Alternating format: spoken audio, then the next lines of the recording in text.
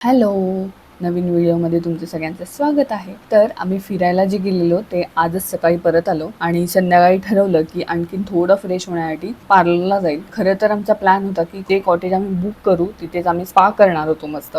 पण दुर्दैवाने ते तिथे नव्हतं. मग ठरवलं अलिबागला जाऊयात, नेहमीच्या आपल्या पार्लरला जाऊन मग पेडिक्युअर तरी ॲटलिस्ट करून घेऊया. तर मी युगाला तिच्या बाबांकडे ठेवलं आणि संकल्पकडे ठेवलं आणि मी निघून आले. तर खूप छान रिलॅक्स वाटलं.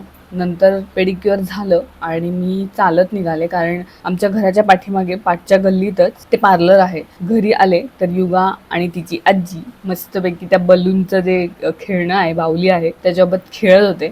दोघी पण इतक्या गोड दिसत होत्या खेळताना. नंतर किचनमध्ये आले, जेवणाच्या कामाला लागले. आज जेवणासोबत बीटरूटची टिक्की सुद्धा बनवण्याचा प्लॅन केला, कारण बीट असं खाल्लं जात नाहीच, पण ह्यामुळे तरी भरपूर ॲटलिस्ट खाल्लं जातं. जेवण बनवून झाल्यावर पहिले युगाला जेवायला दिलं. तिला आता हळूहळू मी आपल्या जेवणातलं थोडे थोडे पदार्थ ॲटलिस्ट छोटे छोटे ट्राय करायला देते.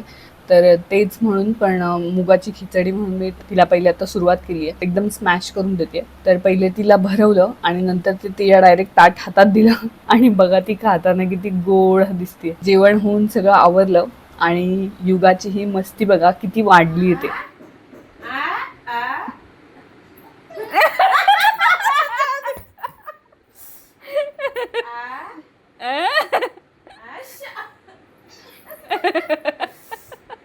तर हा व्लॉग असा होता. तुम्हाला हा व्लॉग आवडला असेल तर चॅनलला सबस्क्राईब करायला विसरू नका. Bye bye.